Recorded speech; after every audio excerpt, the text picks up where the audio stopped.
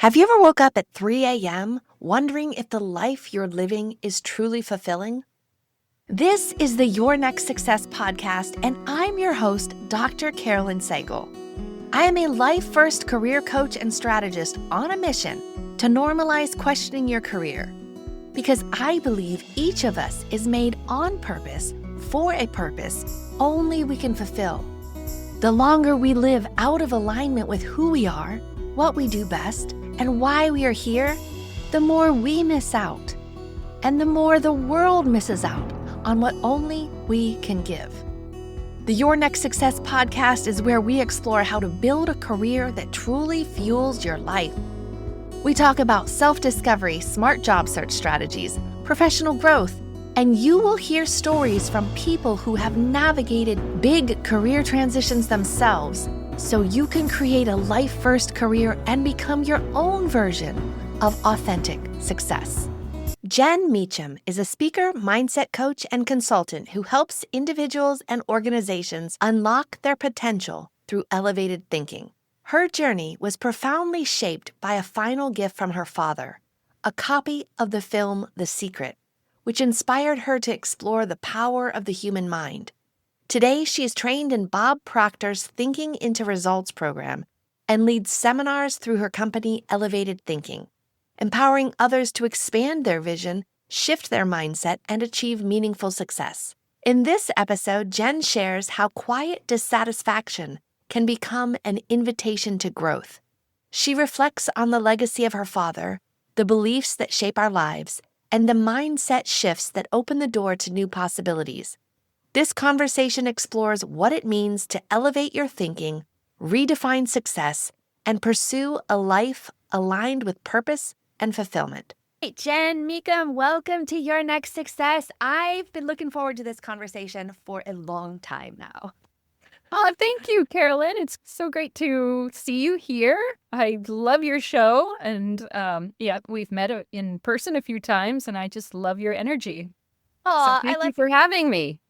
I love yours as well. So for those who don't know, Jen and I met at the National Speakers Association North Carolina chapter has meetups. The Raleigh area is every second Saturday. So if anyone is in the RTP area, please join us at the second Saturday meetups. We would love to see you. And it's a group for speakers, aspiring speakers, anyone who wants to get better with their speaking. Totally going to edit that later. Anyway, Jen, it was to meet you there, and I'm so excited to be talking to you today to share your story. Now, we will get to all of the amazing work that you do today as a coach, as a leader, as a guiding so many to have fulfilled lives and success. And let's start way back in your journey. Help us understand, where were you born? Where did you grow up? What was life like for, your very youngest self? Okay. Yeah, well, I was born and raised in Utah, central eastern Utah, just about an hour out of Moab. A lot of people go there for national arches. Yeah. A pretty desert kind of life. But my father was a coal miner in Emery County, and that was life. Life was, I had two very loving parents, big family, 6 kids. That's Utah. Yeah. But my parents always struggled for money. So my dad, had this hard job of working in the coal mines. It's hard work, low pay. I mean, it's higher than a lot of industries but it's still paycheck to paycheck life. And we never, emergencies happen. We just never had money. It was always stressful. Money was always the stressor in our family. And to address this, my dad, in his off time, first let's go back to, why would he choose a life of coal mining? He was a welder, actually. He'd been told that working in the trades, he chose welding, would always provide a secure income. It would always be there. It would always be needed.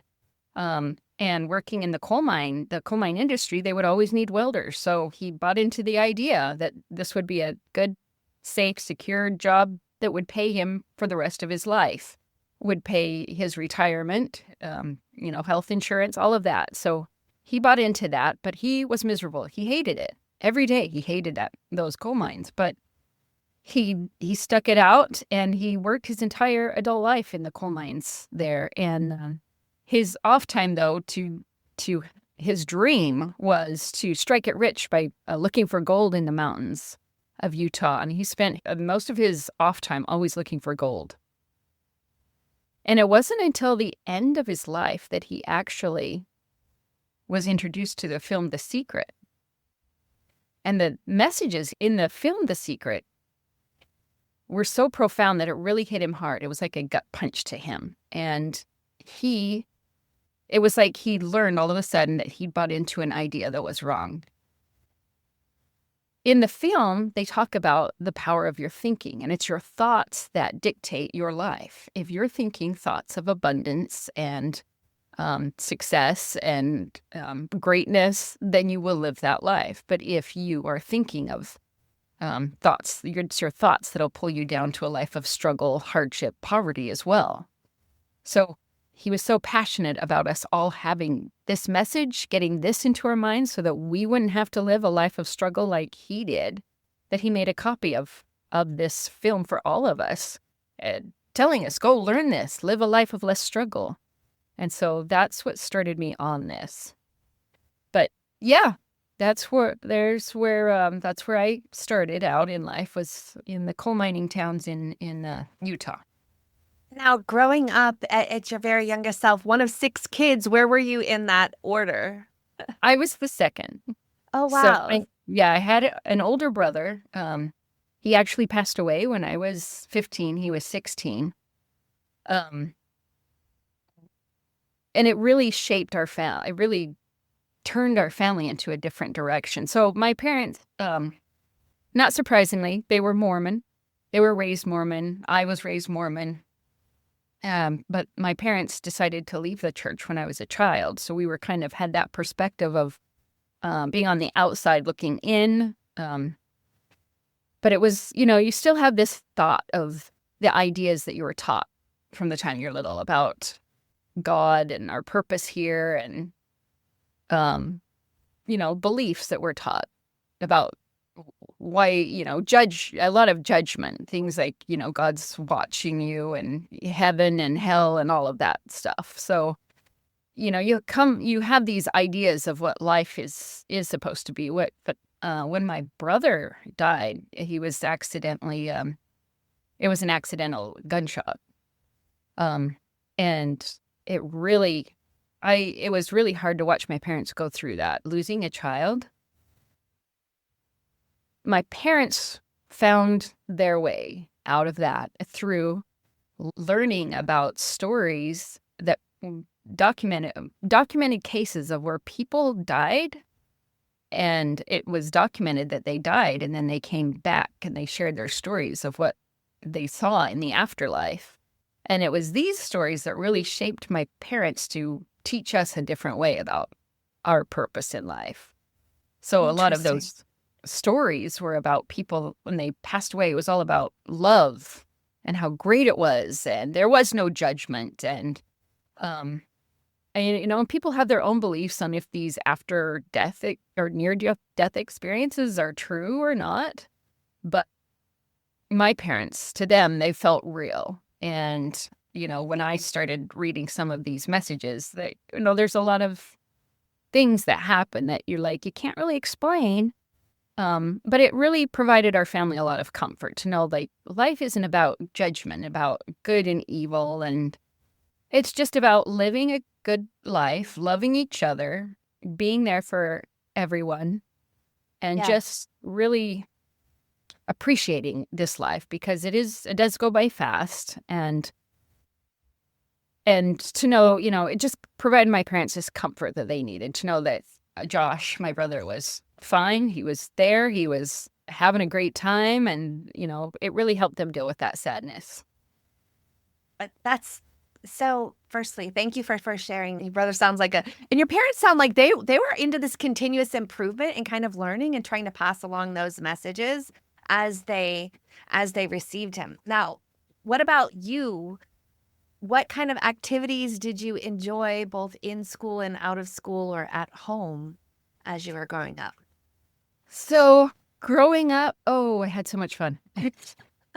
Lived on my bike all the time, which kind of makes me sad now to see the kids just stuck on their electronics indoors most of the time. I can't imagine, but I was outside with my friends all the time on my bike, just living it, living the dream. Yeah. Even when we were poor, everyone there, most of their parents worked in the coal mines, so we didn't have a sense of difference then because we just all played. Yeah. But we moved away for a time when my grandparents passed away, but my dad always stayed there at the mines. And it's interesting. I never saw my dad in his coal mining gear Oh, because he always showered and changed before he left the mines. And it's an interesting story, but the one time I saw him in his coal mining gear, and I don't have a picture of my dad in his coal mining gear because he didn't take pictures either. So, but the interesting thing is the one time I did see him in his coal mining gear was on my 10th birthday. And it was the end of the day. We'd already gone to bed. So we'd had my birthday and then here comes Dad into our bedrooms. We all shared a room. And he was in his coal mining gear and had the coal dust and everything. He was dirty, and yeah. and he just felt our faces. And to my 10-year-old self, I didn't know why he was doing that. I thought maybe he felt bad that he missed my birthday.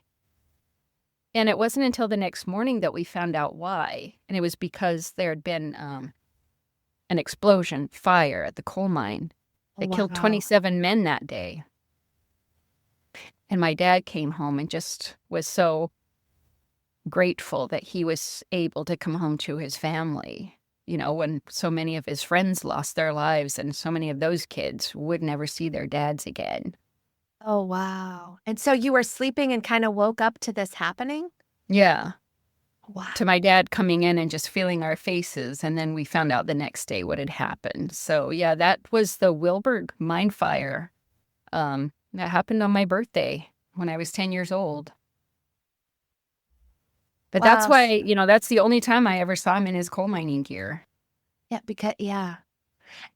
And then I guess from your youngest viewpoint, kind of knowing your dad was working in the coal mines, knowing that a lot of your friends and their parents were working in the coal mines, did you have a vision of what you thought it meant to be an adult or what you were going to do as you were an adult or any sort of, success in any, were there dreams right. or visions and what was that from that youngest vantage point? And we'll get to what it is today later, but. Right. So, of course, in school,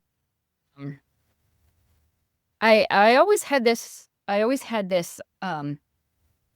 this pull of trying to understand. So I loved school. I loved learning. I loved my teachers. I had a great time in my high school. I loved my friends. We had a great time, even though I was the non-Mormon in the mostly Mormon predominantly area. That I had great friends. And my memories are all, really, really fun memories of those times. But I was always drawn toward racism for some reason. I don't know why, but it always was something. There was always something there, and I studied it quite a bit. I didn't understand why there was racism, and I lived in Utah, which is not very diverse, or was there, or where I lived, but why racism existed. And so I started to kind of dip into that when I was in high school. And then when I got into college, that's what really pulled me. So my background in college was minority studies. I really wanted to learn more about racism, our history, the United States history of slavery. And I worked with my major professor to work with her. Her work was looking at racial socialization of Black and white children during the Jim Crow years. And that, my time, I went to Utah State for my bachelor's and for graduate school. I had a great time learning that. And with my professors, like really, they were from areas outside of Utah, and they really opened my eyes to really some great concepts, and I learned a lot. And that's what I assumed that's what my plan was. I'm going to teach this. So that's what pulled me out here to North Carolina. I had a plan to get my PhD in teaching minority history. But when I got here, I worked with an African-American woman who just kind of blew that off and said, well, you can't teach that. You're white. And even though all my professors were white teaching this, and I learned so much, I just thought, well, she's probably right. I'd have to go back out to these areas that are not very diverse to be able to teach this stuff. Because nobody would probably want to, think, I mean, what's my insight? I am white. So how can I relate to this history? Even though, I can teach it all day long. I know these stories and powerful stuff. My thinking at the time, though, was that she's probably right, and I wouldn't be able to get into this field. So I just dropped it, and I moved into healthcare research. And that's where I stayed. It was safe, comfortable. I mean, it was secure. A lot of research here in the RTP, but it wasn't very fulfilling. It wasn't my calling for sure. It was just it was a paycheck. And so I just lived this paycheck to paycheck life, not satisfying. I mean, some studies were more interesting than others for sure, but I just kept on that train. Just, okay, I should be satisfied. I'm living better than my parents lived. I'm living in a cookie cutter house. I was married. Utah, we get married early, so I was married at the age of 19.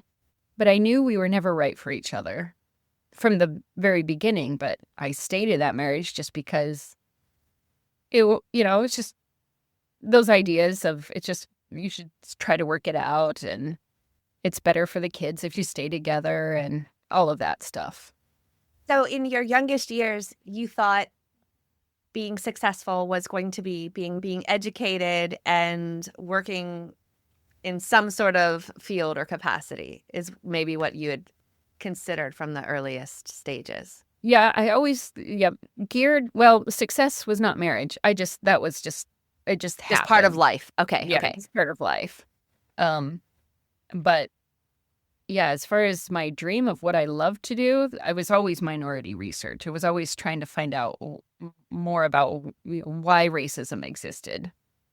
How did you get even introduced, like being in a not very diverse Utah area? How did your knowledge and insight into all the beautiful diversity that the world has, how did that start to even come in? Was it through school or was it TV? Like, how did you even get introduced and start to have this fascination and desire to want to make a difference there? Well, it was probably, popular culture. You see things, you're like, people that don't look like me are all over this world. And then I'd hear comments, small thinking, small towns. And I would just hear racist comments. And it just always, I remember from the time I was little, just hearing these comments and wondering why. And I remember sitting on my mom's lap one day, and she was reading Dr. Seuss's The Star-Bellied Sneetches. And it's the story about how these Sneetches with stars lived better than the ones without stars. And so the ones without stars, here comes a man and says, hey, I can stamp a star on you so you live just like them. They're like, sweet, sign me up. So they're getting their stars. Well, then the star-bellied Sneetches are like, hey, well, then we'll just take ours off then. We still want to be different. We want to be better than you. So the guy made a machine that took stars off, and it just went back and forth, And it was all about the concept of this group is better than that group, and we want to maintain that. Interesting. Yeah. So, yeah. I always wondered about that. How did you even decide that you wanted to go to college? Being a coal miner's daughter, how was college even a consideration and an option? And yeah, tell me. How does that come? Well, high school discussed, and that was what everyone pushed. The way to get a better life is college. And I remember there was a poster in my guidance counselor's office that said, if you can't promise your daughter that her husband won't leave her or won't die or all of these things, then you can tell her she doesn't need to go to college. Oh, wow. And so that was, that was important. And I loved to study and I wanted to study. So it was just natural for me to want to go into school. Did you live there? Like, was it far enough away? I don't know the geography of Utah very, very much. Did you live on campus? Yeah. No, so I got married really young at 19, right after I graduated. Yeah. And the guy I married, he was from Logan, which is about 4 hours away. And so I went to Utah State, up there in the mountains, which is just below the Idaho border. Oh, wow. Wow. Okay. So lots of studying, learning, getting fascinated by minority studies, then achieving your undergraduate and master's degree, and then you decide to come to North Carolina. Was there a draw? Were you still married at the time? Was there a draw for him as well? He just came basically for me. So, yeah, I worked with my major professor on a study, the Behind the Veil Oral History project that was conducted by Duke University, where they'd gone through and interviewed hundreds of African-American people who'd lived through Jim Crow. They wanted to record their stories before they passed away. And so I'd worked with her on that project and use those for my thesis. And then I came out here with my plan to further those and work more in this field. But then I heard that one little comment that said, no, you can't do it. You're white. And that was enough to say, she's probably right. Oh, okay. All right. So then you go and you get involved in healthcare related research and you're doing it and you're kind of feeling not fulfilled, but still doing what you think is the right thing to do as an adult. Tell me a little bit more about that. Like, what did it feel like for you in this middle of what somebody else could say was success, and yet you're feeling counter to that? Yeah, so interesting. And I look back at that now, that statement. I'm like, oh, I bought into one statement of one person and let that guide my entire life. But, I do believe that everything happens for a reason. And I had to walk through what I needed to walk through to learn the lessons I needed to take with me. So, and a lot of so it was fascinating to me too was reproductive health. I did a lot of studying about Margaret Sanger and, birth control and everything that went around those. So being able to work on those types of studies was always really interesting to me. And I liked that. So that, I was just kind of, it depended on the study, which study I was funded to work on, But then COVID hit and everything came to a standstill in my life. So I had 2 daughters by this time. Same marriage. I've been married 26 years. But the routine stopped because I would just, instead of focusing on, what it was I couldn't do, for years I couldn't sleep. Like I would wake up at 3 a.m. every morning and my mind was just racing and I didn't know why. And it was all this thinking of dissatisfaction in the background. Yeah. Why was I dissatisfied? Why was I waking up with this feeling, wake up, I feel dissatisfied. I should be satisfied. I've got this cookie cutter house. I've got a decent job. I've got 2 great kids. I was very involved with their lives and their school and the activities, and I should be satisfied. But there was this voice that I wasn't satisfied. And it wasn't until COVID hit that everything just stopped. And it just got quiet. The routine stopped. No driving kids around. I couldn't cover up myself anymore. Gotcha. It's like, yeah, that's what it was I was busy in the habit of just lifing. And so I didn't really get a chance to just be quiet with myself and figure out something's not right. I've got to actually address this. So COVID comes, everything comes to a standstill, and there's the film The Secret. It was just laying out there, like I didn't even have to go look for it. Weird. But there it was, and I popped it in. And this time it was like a gut punch to me too. Just like my dad years ago. Yeah. But this it really hit me. And so I started doing research on all the teachers in that film. And I was drawn to Bob Proctor because he'd been studying and working in this field the longest. But all of them had such great stories of rags to riches, being at the bottom of life and creating magical lives. So, but yeah, it was Bob Proctor's story that really pulled me, and that's where I went. So, are you familiar with Bob Proctor? Just from you. I think it had come across my radar maybe during grad school or after, but then I was reminded from you. But please do tell more about Bob Proctor and The Secret. Yeah. And then we'll catch up to, and then what happened? You were working in this thing, and then what happened? Yeah. Okay. Please enlighten us. Yeah. So Bob Proctor was featured in the film The Secret. And his story was he was born during the Depression. He was kicked out of high school. His family was poor. It was a single mom raising 3 kids by herself during this time. And he was kicked out of high school, not just a dropout. He was kicked out. He spent his nights drinking at the bar, and he spent 10 years bouncing around from job to job. He couldn't keep a job. He was just going nowhere.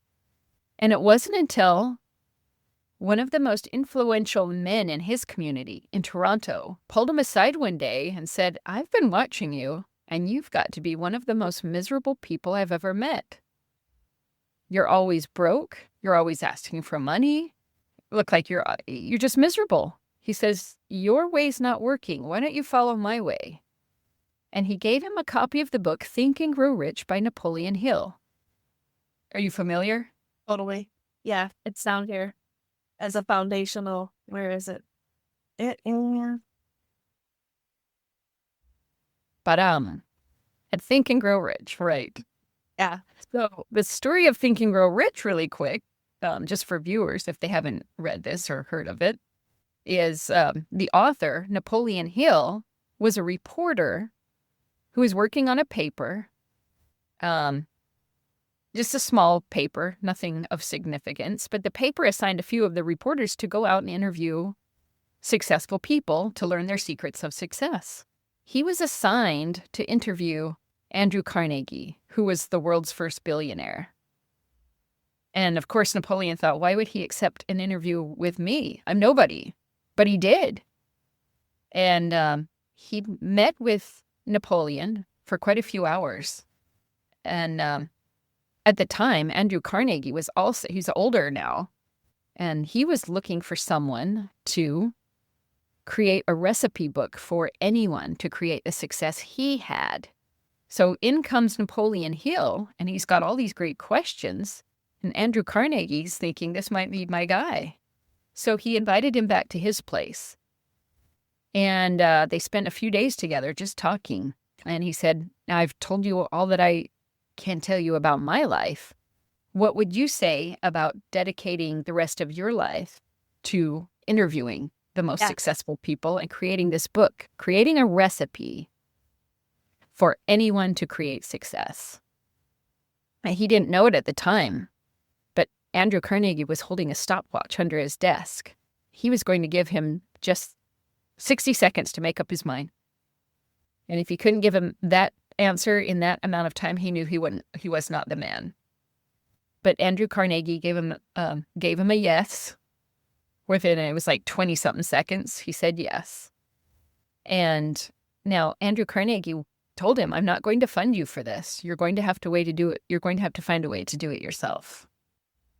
And back then, I mean, cars were just new. Transportation was, it wasn't easy. Yeah. So he had to go home and like, what did I just do? I'm not going to get paid. I just signed up to do this, and I'm not going to get paid for this. And it's interesting that Andrew Carnegie didn't offer to pay him to do this, because Andrew Carnegie was so wealthy and he was so generous. And he knew part of the secret of success was generosity. So why didn't he fund Napoleon Hill? And I haven't heard this, but I think it's because he knew Napoleon Hill wouldn't go deep into this if it was just surface, and if he funded his trips, if he funded everything, he wouldn't do the deep dive into this. So Napoleon Hill spent over 20 years interviewing successful people, and he interviewed 500 of the most successful people out there. Amazing names, and the Rockefellers, the Wright brothers, you name it, the names are in there. But he came up with, after interviewing all these people, he interviewed thousands of people, not just the most successful, but he learned the threads to success are only 13 principles. But there are 29 reasons to default. And if you buy into these 29 defaults, then you won't make it. Interesting. And so, yeah, that's what he did. He learned in these. So these principles of Think and Grow Rich are pretty straightforward. You've got to have a desire, a burning desire. You've got to have persistence. You've got to have faith. You've got, all these things. Okay, that's not surprising that is in this book. But it's the deeper stuff that's in this book that I think he had to learn. So the deeper stuff, things like spirituality, giving, working with energy, vibration, auto-suggestion, all of these deeper layer things that came out that are these main principles too. So yes, he just taught you, okay, these are the principles, take it or leave it. So I'm like, when I learned about this book, I'm like, wow, this is powerful stuff. I was talking to a friend of mine who got his MBA at Duke, and I just assumed that they would teach this in the business schools, but he said they don't. And I said, well, why? If this leads back to all these these are the threads of a success, and it leads back to Andrew Carnegie, why wouldn't they teach this in the business schools? He says, it's because of the spiritual factor. Oh, wow. Yeah. Yeah. Imagine what your life would be like if your career aligned with who you are, what you do best, and actually fueled the life you want. At Next Success, we support all ages and stages through career transitions, from students exploring majors or careers to job seekers actively searching or reimagining their next move to professionals committed to self-awareness and leadership growth. Stay connected and explore what's possible at nextsuccesscareers.com and follow Next Success Method on LinkedIn, YouTube, Instagram, and Facebook. Yeah. And so anyway, back to Bob Proctor. So he was, Ray Stanford gave him this book. He said, Napoleon Hill spent his entire life writing this book. It would do you a lot of good to spend your entire life reading this book. And so he started to reading it. And, Bob didn't listen to a lot of people. I mean, he was mostly stubborn, but he was so tired. He just said, I was sick and tired of being sick and tired. And so he really took this to heart. He could see Ray Stanford was living the dream life. So, okay, I'll follow this man. And he started studying it, and he's like, well, what do I do? I have no education. I have no business experience. And Ray told him that doesn't matter.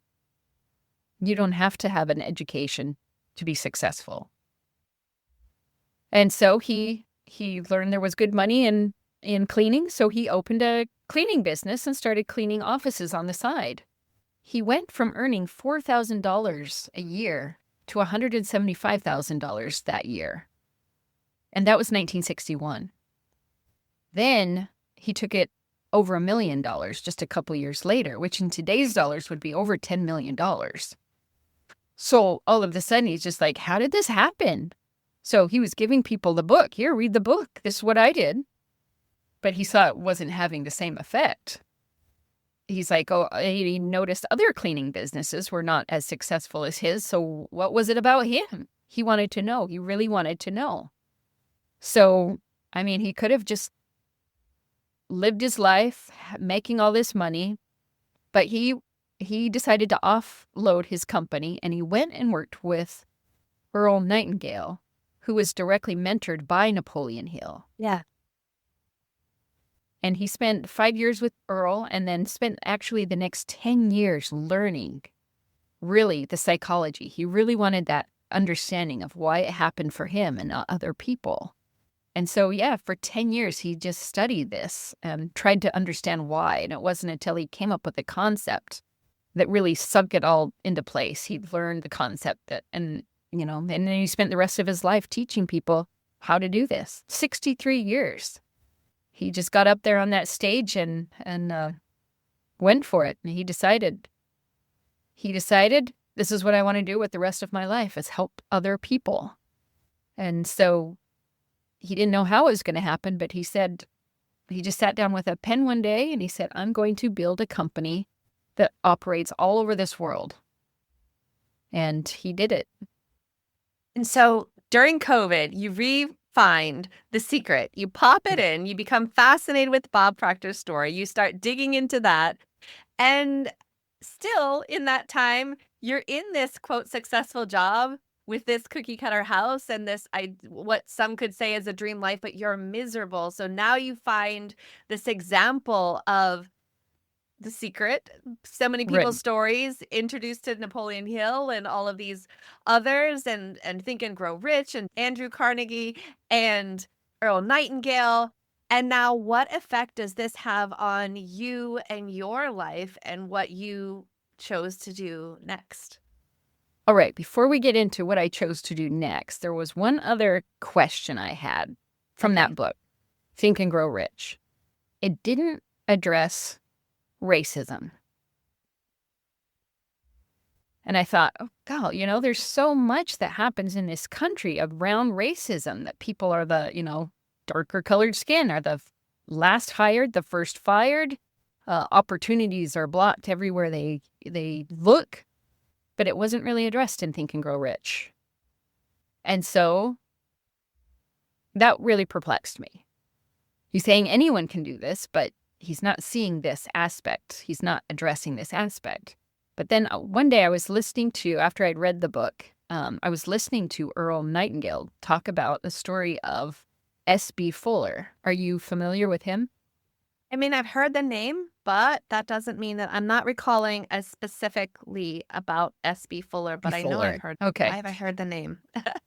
Yeah. So here's another story. Yeah. So S.B. Fuller was a black man. He was born to sharecroppers in the South in Louisiana, dirt poor. And of course, money was a struggle for them. During the Depression, his family decided from the time he was little, though, he knew he wanted to do more. And he started selling soap door to door from the time he was a kid. And he learned that, that was a great way to make extra income. Soap is something everybody needs. And so he started as a kid in the world of business and sales. So, but his family left Louisiana, moved up to Tennessee when he was just a teenager. His mother passed away, and his father wasn't great at taking care of the kids. So that left him, he was the oldest one, to take care of I believe he had 7 younger brothers and sisters. And he was just a teenager. But he got out there, he supported them, and he was thinking of ways to make money. And so he found a company that would supply dresses, and he sold them to the domestic black workers in his area that mostly worked as domestics, But so they started buying his clothes, and it was generating him a business. But then when they would wear these clothes to their jobs working for white households, they were told if they bought their clothes from S.B. Fuller that they would lose their jobs. Yeah, so How does that make any sense? right? How does it make any sense? So they are bringing back these dresses to SB and they're saying, sorry, we can't buy from you. Just because they didn't want a black man cutting in on their business. Wow. They didn't want a black man moving into the world of money and being successful. So, most people and most black people would have just said, that's it. That's life in America for us. But not S.B. Fuller. He just decided, all right, this is not my place. So he packed up, he got his family together, and they moved to Chicago. And he, again, this was during the Depression, so he got a job working with steel. I believe it was the steel mills. And he was doing such a good job that the owner there said, "Gal, I'm so impressed with your work. If you work like this for me, I'll take care of you and your family forever." That did not sit well with SB. He was like, "I don't want anyone taking care of me or my family." And he just quit. Here it is, the Depression. He had this job, which was hard to come by. And he said, no. And he left and he started a business. He moved into the insurance market, started selling insurance. And then he came across an article that showed him that more money was made for somebody else that was or other people in the cosmetics, in the soap, in that field. And so that's the field he went into, was that. And he made such a screaming success. He became, a multimillionaire. He carried 2 books with him. Guess what those books were? Think and Grow Rich. Right. And the Bible was the other book. Because I'm like, Yes, he carried those books with him and he studied them. And he lived by those principles of what makes success. He was not going to let anyone stand in his way. And that's what Think and Grow Rich is all about. The obstacles will give way as long as you're focused on your goal. Just keep focusing. Just keep the idea and let the obstacles fall away. And Earl's definition of success is the progressive realization of a worthy ideal. So you're a success as long as you're moving toward your goal. It's only when you give up on yourself, that's when you become the failure. That's when you fall into failure. So he just started off that way, and he started buying other businesses and theaters, and, he grew really wealthy. And he was the president of his chapter of the NAACP. He worked to improve the conditions and improve the rights of minorities, but that didn't stop him from pursuing his goal. But he was always criticized for saying, well, you're not doing enough for the black men, or you're not doing enough for our rights. We should really be focusing on the laws. He's like, yeah, okay, let's get the laws changed, but at the same time, don't divert on your goal. In fact, during the Montgomery bus boycott, he's like, great, you brought the bus lines to their knees. Why don't you buy the bus lines now? So that we can, grow our economy, so that the black population can grow the economy and have that power base. They didn't take him up on that idea. But his whole mission was, okay, think better. There's all kinds of obstacles out there, and all you have to do is focus on that end game. But yeah, he was criticized a lot for not focusing on only changing the laws and advocating for equal rights. okay, so how does this translate into you figuring out and making a lot of changes for your own growth and development? Right. Yeah. So Bob Proctor, he's people pay thousands of dollars to attend Bob Proctor the seminars. They'd fly from all over the world to attend his seminars. But he would be the first one up there to say, 97% of you are going to go home and do nothing with this information, because you're going to go home and you're going to get stuck on the how. The how is not your job. You just have to let go of the how and know that as long as you take the steps, the how will emerge. So he has a program that was designed by Sandy Gallagher. she met him about the same time that The Secret was made. And she was a very successful banking attorney, did billion-dollar merger deals all the time.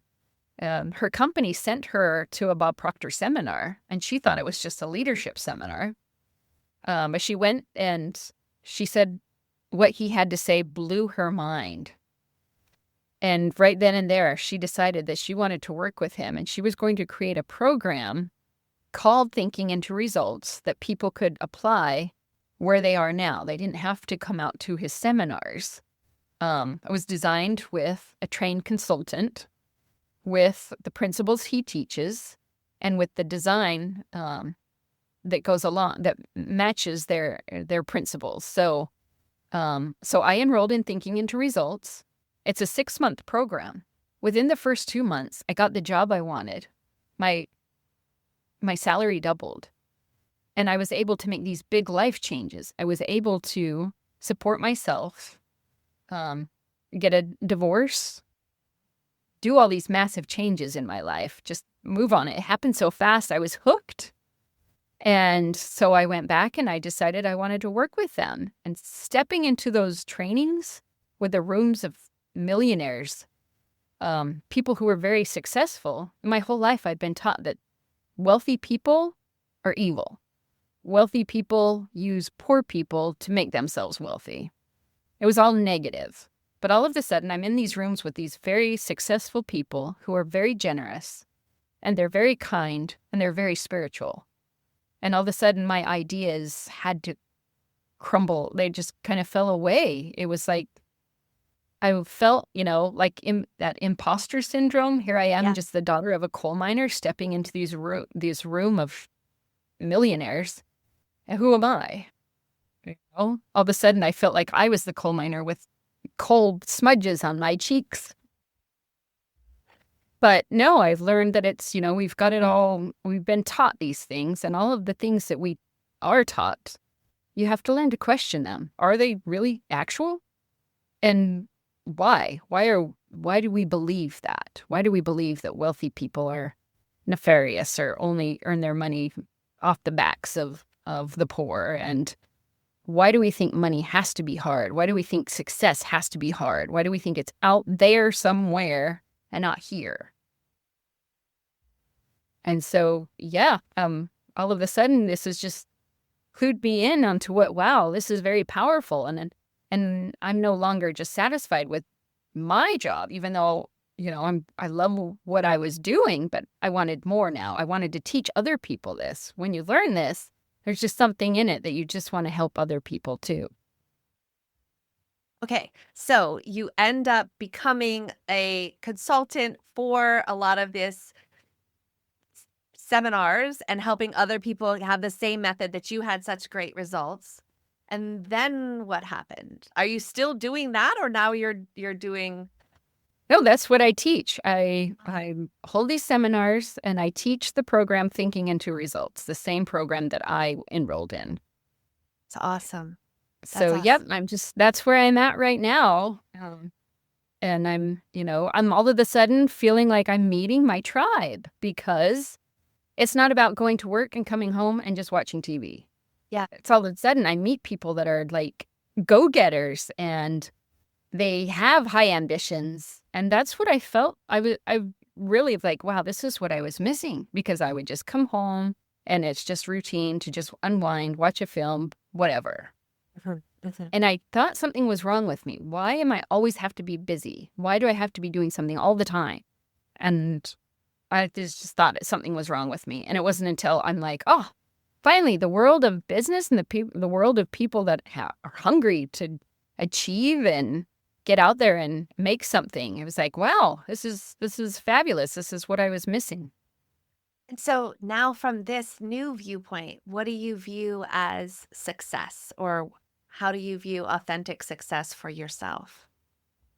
So it's all about listening to yourself, first, listening to yourself and not bottling yourself up. And that's something that I wish I could tell my younger self, not to listen to those little messages that can really steer you into a path of just bottling yourself up. And I always maintain that idea of what is success. Success is just the progressive realization of a worthy ideal. As long as you're moving towards something that's fulfilling to you, whatever that is, then awesome. I mean, when I interviewed the Wright brothers, their goal was not money. Their goal was getting up in the air. Yeah. I mean, as long as you're moving towards something that gives your soul, your inner spirit, that drive, that excitement, that's where the spice of life is. And that's what I got a lot with the near-death experiences, Going back to that is, what is the purpose of life? I heard one interview that was just really interesting. It was just a man who passed away, and his experience was he was met with a man, he didn't know who he was, and he was shown a little boy who was just playing and joyful, and he learned the man next to him, he said he learned that it was Jesus, and the little boy playing was him as a little boy. And Jesus' only message to him is, you're not playful enough. Go back to that. Enjoy life. And that was it. That was the message. And, he was brought back to life after his accident. But that was it. I need to enjoy life more. Well, it seems you're enjoying life beautifully. Every time I see you have this radiating smile, you're just drawing people to and around you. And so I'm so thankful about our conversation, being in the same area and getting to see you every now and then. But how do people find you? How do they work with you? Yeah, well, thank you. So my website is elevatedthinking.net. My email, hello@elevatedthinking.net. I have seminars. I stage seminars every month or more frequently. And they can contact me to find out where. And then I'll be starting my webinars as well. Awesome. And I'm all on all the, all the socials. So. Well, very lovely. Well, thank you so much, Jen, for sharing your story, for being a part of your next success. And I can't wait to continue to celebrate you and your next success. Thank you so much, Carolyn. It's been a pleasure. Jen, thank you for sharing your story, your wisdom, and your insights remind us what is possible when we choose to think differently. Thanks for listening to Your Next Success with Dr. Carolyn Sangal. Remember, authentic success is yours to define and includes aligning your career to support the life you want.